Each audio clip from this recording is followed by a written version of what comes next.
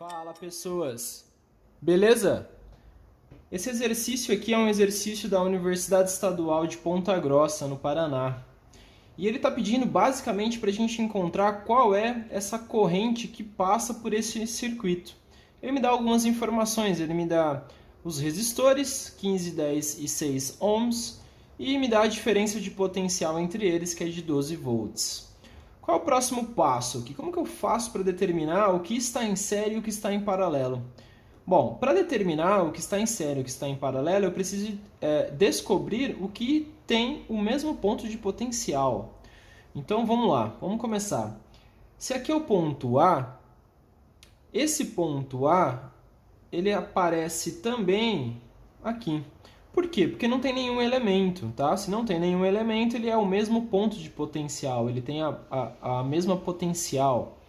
Então aqui em cima, ponto A também. Se eu percorrer lá em cima, também ponto A. E aqui também ponto A. Beleza? Vou fazer isso agora com o outro extremo, que é o ponto B. Se eu pegar o ponto B e percorrer, aqui é ponto B. Aqui embaixo também ponto B.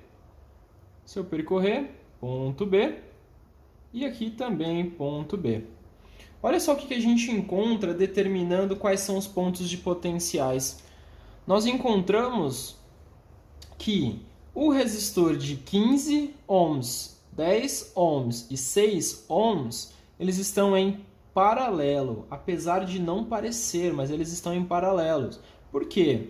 Porque eles têm o mesmo ponto de potencial, ó, AB, AB e AB, tá? Então eles têm o mesmo ponto de potencial. Eu posso reescrever esse meu exercício de uma outra maneira. Eu posso determinar aqui o ponto A e colocar eles de uma maneira que nós estamos bem mais acostumados, que é colocar os resistores associados em paralelo dessa maneira aqui. Pronto, aqui está o nosso resistor que a gente está mais acostumado, né? A diferença de potencial deles continua sendo 12 volts. Aqui é 15 ohms, aqui é 10 ohms e aqui é 6 ohms. Beleza. A minha corrente ela continua saindo do ponto A. Então ela está aqui e eu preciso encontrar qual é essa corrente. Primeira coisa que eu vou fazer é determinar quais são os pontos de potenciais. Os nossos pontos de potenciais aqui, né, já foi determinado, aliás. Agora eu vou determinar a minha resistência equivalente. Então a minha resistência equivalente será... Primeiro, eu vou resolver esses dois em paralelo. Então aqui a minha resistência equivalente...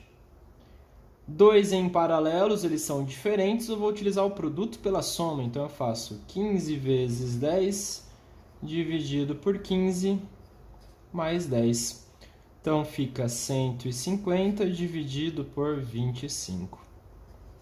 Então a minha resistência equivalente nesse caso será de 6 ohms. Bom, calcular a resistência equivalente é você encontrar um novo circuito. É eu tirar o resistor de 15 e o de 10 e substituir por um de 6.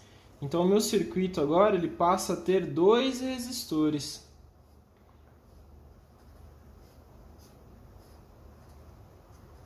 Ele passa a ser desta maneira. Então agora eu tenho um resistor de 6 e outro resistor de 6. A minha corrente, ela continua saindo do ponto A. Bom, próximo passo, como que eu vou resolver esses dois aqui agora? Eles estão em paralelo e eles são iguais. Então, se eles são iguais, eu faço o resistor equivalente dividido pelo número de resistores. Então, o resistor vale 6 dividido pela quantidade, que é 2, 3 ohms. Beleza. O meu resistor agora ele se tornou algo bem mais simples. Ele só tem um resistor, que é o equivalente total desse meu circuito. A corrente elétrica continua saindo do ponto A e eu tenho 3 ohms. Para a gente finalizar, eu vou utilizar Uri, tá? Que é a minha primeira lei de Ohm.